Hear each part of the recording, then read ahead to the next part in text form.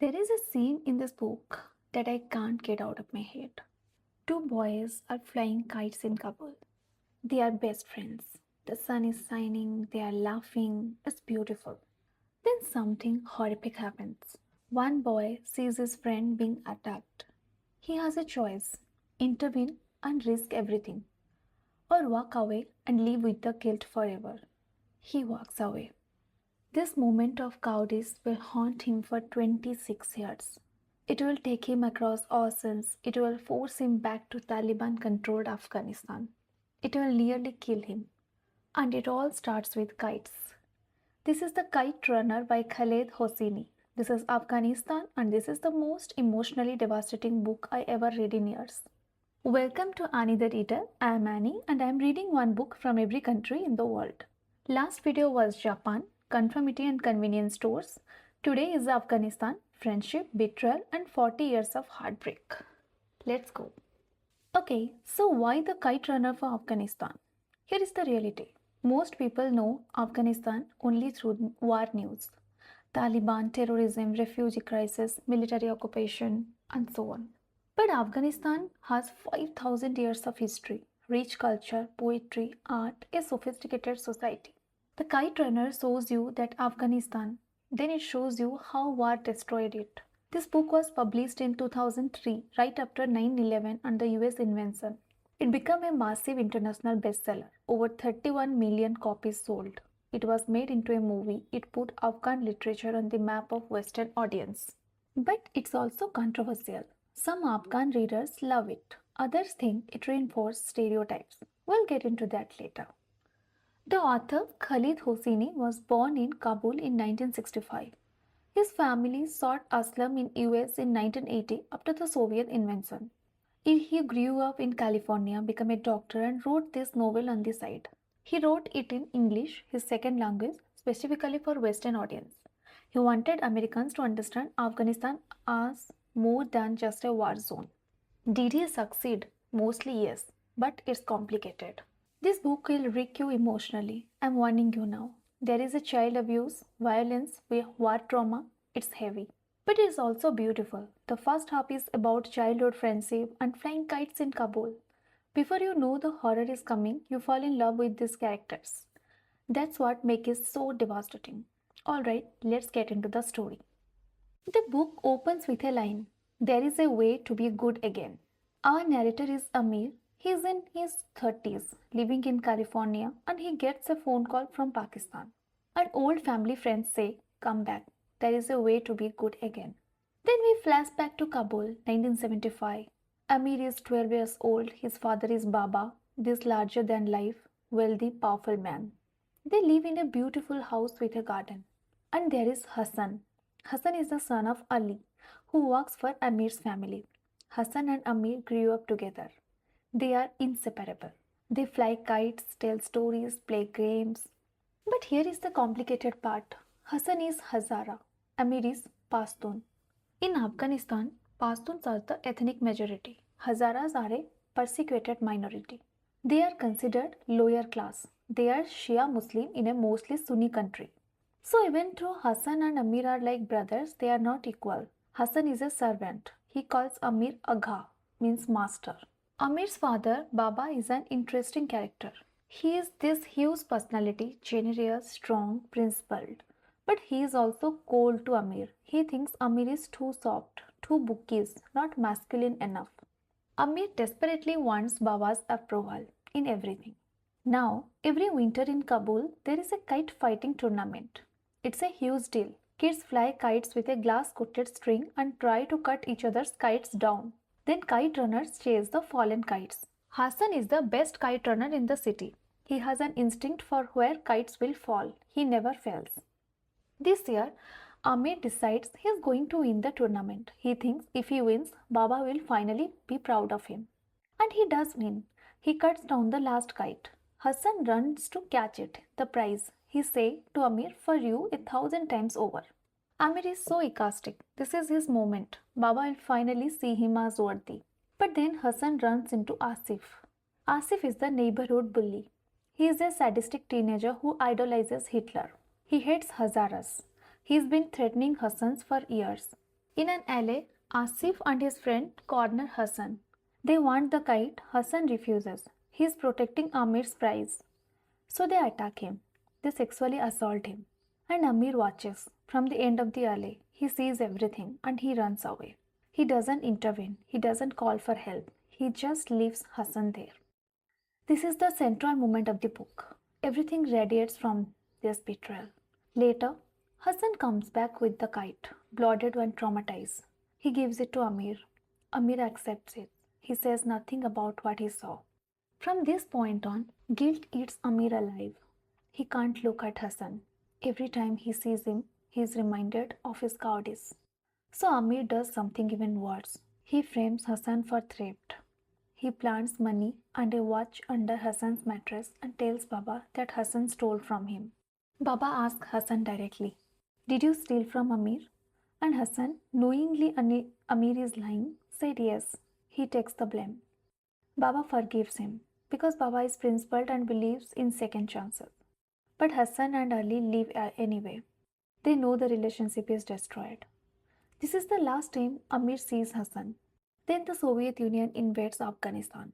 Everything changes. Baba and Amir flew to Pakistan, then to California. Years pass. Amir grew up in California. He goes to college, he becomes a writer, he marries a woman named Soraya. His father dies. Amir built a new life, but he never forgets. He never forgives himself. Then, 26 years later, he gets that phone call. His father's old friend, Rahim Khan, is dying in Pakistan. He wants to see Amir. Amir goes, and Rahim Khan tells him a secret that changes everything. Hassan was Amir's half brother. Baba had an affair with Ali's wife. Hassan was Baba's son. All those years, Hassan was Amir's brother. That's why Baba loved Hassan. That's why Baba was so turned when Hassan left. That's why Baba always talked about honor and redemption. But there is more. Hassan is dead, killed by the Taliban along with his wife. They were shot for refusing to leave Baba's old house in Kabul. And Hassan left behind a son, a boy named Sohrab. He's 10 years old and stuck in an orphanage in Taliban-controlled Kabul. Rahim Khan looks at Amir and says, "There is a way to be good again. Go get Sohrab, bring him to safety, atone for what you did to Hassan." So Amir goes back to Afghanistan under Taliban rule, where music is banned, kite flying is banned, women are hidden, executions happen in stadiums. He finds Sohrab. But Sohrab is being held by Asif, the same man who attacked Hassan all those years ago. Asif is now a Taliban officer. He has Sohrab as a sexual slave and he makes Amir fight for him. They beat each other brutally. Asif has brass knuckles. Amir's ribs crack. His jaw breaks. He is bleeding everywhere. But Sohrab, quiet, traumatized, Sohrab picks up his slingshot, the same weapon Hassan used to defend Amir as a child, and he shoots Asif in the eye. They escape barely. Amir takes Sohrab to Pakistan, then tries to bring him to America, but the bureaucracy is a nightmare. Sohrab has no birth certificate, no documents. The adoption process could take years. And Sohrab, this child who's been through hell, tries to kill himself. He slits his wrist in a bathtub. He survives, but he stops speaking. Complete selective mutism. The trauma is too much. Amir eventually gets him to America. But Sohrab is a shell. Silent, traumatized, unreachable. The book ends with a small moment of hope. There at park, someone's flying a kite. Amir runs it for Sohrab. And Sohrab, for the first time in months, smiles, just a little. Amir said to him, "For you 1,000 times over." The same word Hassan said to Amir all those years ago. It's not redemption, not fully. The damage is too deep, but it's a start. There is where the book ends. No neat resolution, just the possibility of healing. Okay, so beyond this story, what did I actually learn about Afghan culture? First, Afghanistan before the wars. The first section of this book shows you 1970s Kabul. It's cosmopolitan, educated, wealthy families live in beautiful homes. Kids go to movies, women walk around without burqas. These are art, poetry, culture. This matters because most Westerners only know post 2001 Afghanistan war, Taliban and refugees. But Afghanistan had a rich, sophisticated culture before the Soviet invention destroyed everything. Hosseini is reminding Western readers this is the real country with real history, not just a war zone. Second insight is ethnic division run deep. The Pashtun-Hazara divide is central to this book. Pashtuns are the majority, politically powerful Sunni Muslim. Hazaras are the minority, historically oppressed Shia Muslim, considered lower class. Even though Hassan and Amir grow up together, Hassan will always be the Hazara boy. There is an unbridgeable power gap. And this isn't ancient history. The Taliban, who are mostly Pashtun, specifically targeted Hazaras during their rule. Mass chaos, ethnic cleansing, etc. Hassan's murder by the Taliban reflect this real violence. Third insight is honor and shame culture. Amir's entire arc is driven by shame, not just guilt, shame. In Afghan culture, honor is everything. Protecting your family's name, loyalty to friends, courage in the face of danger. Amir failed all of this. He was a coward. He betrayed Hassan. He dishonored himself. That shame follows him for decades. It's not something he can't just get over. It's woven into his identity. And the only way to wash away shame in this culture, redemption through action. Rescuing Sohrab, facing Asif, risking his life.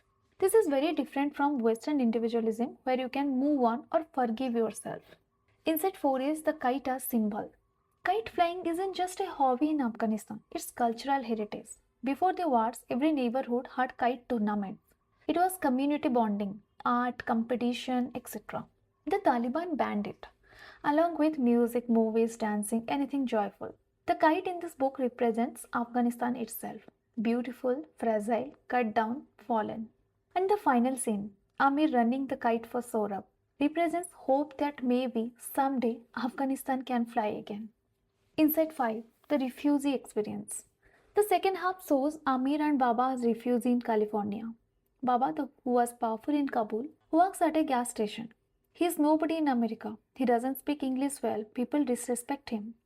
He never fully adjusts. He dies longing for Afghanistan that no longer exists. This is the reality of millions of Afghanistan refugees. They lost their country, their identity, their home. And they can never go back. Not really, because the place they remember doesn't exist anymore. Let's talk about the writing style of the author. Hosseini's prose is accessible. He is not trying to be literary or fancy, he is telling a story. Some critics say it's too simple, too Western, written to appeal to American readers who don't know Afghanistan. And yeah, that's true. This book was written in English for Western audience. But that's also its strength. It's a bridge. It makes Afghanistan accessible to people who would never pick up a complex literary novel. The early chapters about childhood are genuinely beautiful. The friendship between Amir and Hassan feels real. You care about these kids. Then the second half, after the Soviet invention, after the Taliban, becomes darker, bleaker. The writing reflects the trauma. What controversial about this book is some Afghan readers hate this book. Let me explain why. Criticism 1. It reinforces stereotypes. Western readers already think Afghanistan is violent, backward, oppressive. And this book shows child abuse, ethnic violence, Taliban brutality. Some Afghans feel like Hosseini gave Westerners exactly what they expected, confirmed their prejudice. Criticism 2. The sexual assault scene. Hassan's rape, Sohrab's abuse. These are graphic and disturbing. Some readers think Hosseini exploited trauma for emotional manipulation. Trauma porn to make Western readers cry. Criticism 3. Written for the Western gaze. Hosseini wrote this in English. He explains cultural context in a way an Afghan reader wouldn't need. He is performing Afghanistan for outsider. Some feel this is necessary, others feel it's pandering. My take on this controversy, I understand the criticism, I do. But here is the thing. Before this book, most Americans knew nothing about Afghanistan except war headlines. This book humanized Afghan for millions of Western readers. It showed them that Afghan are real people with family, friendship and dreams. Is it perfect? No. Does it simplify? Sometimes. Does it show the worst of Afghan society? Yes. But it also shows the best. Baba's generosity, Hassan's loyalty, the beauty of pre-war Kabul. I think the book succeeds more than it fails. But the criticism is valid. And we can talk about father-son relationships. This book is really about fathers and sons, Baba and Amir, Amir and Sohrab, Hassan and Sohrab, Ali and Hassan. Every relationship is complicated, distant, full of unspoken expectations. Baba is cold to Amir because Amir isn't the son he wanted. But he also can't acknowledge Hassan, his actual biological son, because of shame. Amir becomes distant to Sohrab because he doesn't know how to reach a traumatized child. This pattern repeats across generations. The sins of father become the sins of the son. And the only way to break the cycle? Action. Not words, not apology, actual sacrifice. The redemption question. Does Amir earn redemption by the end? I don't think so, not fully. He saves Sora, he risks his life, he brings him to America. But he can never undo what he did to Hassan. He can never bring Hassan back. He can never erase that moment in the early. The book doesn't pretend otherwise. The ending is hopeful but uncertain. Saurabh smiles, but he is still traumatized. He may never fully heal. And Amir has to live with that, with the consequences of his cowardice forever. That's more honest than a neat Hollywood ending where everything is forgiven. What this book made me feel? My personal reflection. I cried multiple times reading this, genuinely sobbed. The scene where Hassan takes the blame for Amir's lie destroyed me. The scene where Amir learns Hassan was his brother, I had to put the book down. The scene where Sohrab tries to kill himself, I was reading in public and had to leave. This book is emotionally brutal and it earns those emotions. It's not cheap manipulation. What it made me think about cowardice and how one moment of cowardice can define your entire life. Amir was 12, just a kid, but that one decision to walk away from Hassan haunted him for 26 years. How many of us have moments like that? Times we didn't speak up, didn't intervene, didn't do the right thing. And how do we live with that? This book doesn't offer easy answers, just the idea that maybe you can atone through action. Afghanistan has more than war. The biggest gift this book gave me was seeing Afghanistan as a place, a culture, a history. Not just a headline, not just conflict, but poetry, kites, family, friendship. I will never look at Afghanistan the same way again. So read this. If you can handle heavy, emotionally devastating content, this will wreck you. You want to understand Afghanistan beyond war headlines. This humanizes the country. You are interested in stories about guilt, redemption, and father son relationships. You like character driven literary fiction with strong emotional arcs. You want to understand the refugee experience from the inside. And skip this. If you are sensitive to child abuse and sexual violence, it's graphic. You need happy endings. This is bittersweet at best. You are looking for Afghan voice writing for Afghanistan audience. This was written for Westerns. You want action driven plot? This is slow and introspective. My rating is 8.5 out of 10. This is powerful, important, emotionally devastating. I am taking off points because some of the writing feels aimed at Western reader in ways that simplify Afghan culture. The sexual violence while serving the story borders on exploitative at times. The redemption arc feels slightly too neat given the trauma. But as an introduction to Afghanistan for Western readers is exceptional. As a meditation on guilt and redemption, profound. As emotional storytelling, it works completely. So, content warning: child sexual abuse, not graphic but deeply disturbing, violence and war traumatic ethnic persecution, suicide attempt, death of characters. Where to get it? Available everywhere, 370 pages. Give yourself a week, have tissues ready. There is also a movie 2007, but read the book first. The film softens some of the harder edges. And for the next video, we are going to Nigeria. The Nigerian civil war, the Biafran conflict, 1 to 3 million people died and most of the world has no idea it happened. This book is going to challenge everything you think you know about African history. See you. Comment below what's the one moment of cowardice you regret. You don't have to share details, just acknowledge it because we all have them. And maybe acknowledging them is the first step toward redemption. This is the Anyyii the Reader. Thanks for reading Afghanistan with me.